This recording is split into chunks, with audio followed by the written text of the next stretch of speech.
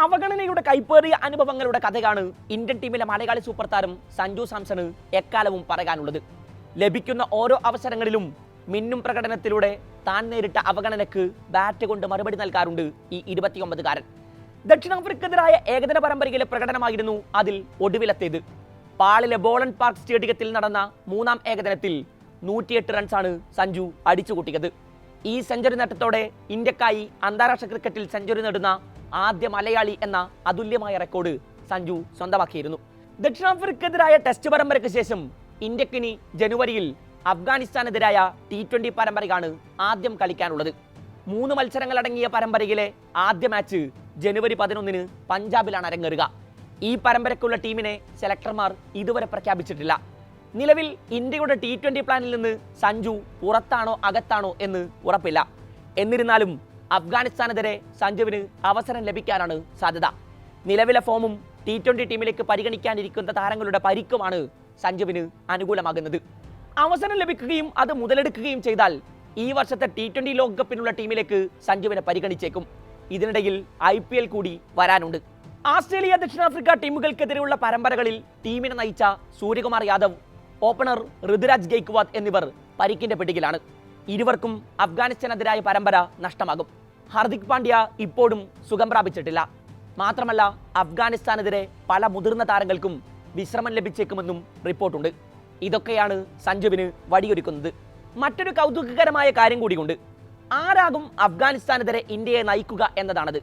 രോഹിത് ശർമ്മ തിരിച്ചെത്താനാണ് സാധ്യത. സെലക്ടർമാർ അദ്ദേഹവുമായി സംസാരിച്ചാലേ ഇതു സംബന്ധിച്ച് വ്യക്തത വരൂ. രോഹിത്തിന് വിശ്രമം അനുവദിച്ചാൽ ആരാകും ഇന്ത്യയെ നയിക്കുക എന്നതാണ് വിലപിടിപ്പുള്ള ചോദ്യം. സാധാരണ രോഹിത്തിന്റെ അഭാവത്തിൽ ടീമിനെ നയിക്കുന്നവരൊക്കെ പരിക്കിന്റെ പിടിയിലോ വിശ്രമം ആവശ്യമുള്ളവരോ ആണ്. അങ്ങനെ വന്നാൽ സഞ്ജു ടീമിലുണ്ടാവുകയാണെങ്കിൽ അദ്ദേഹത്തിന് നറുക്കു വീഴുമോ എന്നതാണ് ആരാധകരുടെ ചോദ്യം. നിലവിൽ രഞ്ജി ട്രോഫിയിലെ ആദ്യ 2 മത്സരങ്ങളിലും സഞ്ജുവാണ് കേരളത്തെ നയിക്കുന്നത്. ഏകദിന T20 ടീമുകൾക്ക് ശേഷം ടെസ്റ്റിലേക്കും സഞ്ജുവിന് പ്രതീക്ഷ വെക്കണമെങ്കിൽ രഞ്ജി ട്രോഫിയിൽ മികവ് കാട്ടേണ്ടതുണ്ട്. എന്നാൽ T20 ടീമിൽ തെരഞ്ഞെടുക്കപ്പെട്ടാൽ സഞ്ജു സാംസണ് ആദ്യ 2 മത്സരങ്ങളും നഷ്ടമാകും. നേരത്തെ ദക്ഷിണാഫ്രിക്കൻ മണ്ണിലെ മിന്നും പ്രകടനത്തിലൂടെ സഞ്ജു ഒരു വലിയ റെക്കോർഡ് തന്റെ പേരിൽ എഴുതി ചേർത്തിരുന്നു. ഇന്ത്യക്കായി 50 അതിനു മുകളിലോ ശരാശരിയിൽ 500 റൺസ് തികക്കുന്ന ബാറ്റർമാരുടെ എലൈറ്റ് പട്ടികയിലാണ് താരം ഇടം പിടിച്ചത്.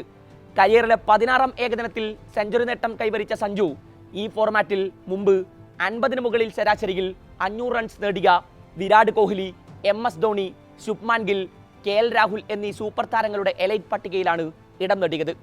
2021 ഏകദിനത്തിൽ അരങ്ങേറ്റം കുറിച്ച സഞ്ജു സാംസൺ 2 വർഷത്തിനും 4 മാസത്തിനും ശേഷമാണ് പുതിയ റെക്കോർഡോടെ ശതകം കുറിച്ചത്. 16 ഏകദിന മത്സരങ്ങളിൽ നിന്ന് 56.66 എന്ന മികച്ച ശരാശരിയിൽ 510 റൺസാണ് താരത്തിന്റെ സമ്പാദ്യം. ദക്ഷിണാഫ്രിക്കൻ മണ്ണിൽ ഇതുവരെ 3 മത്സരങ്ങൾ കളിച്ചതിൽ 2 ഇന്നിംഗ്സുകളിൽ നിന്ന് 60 ശരാശരിയിൽ 120 റൺസ് നേടിയിട്ടുണ്ട്.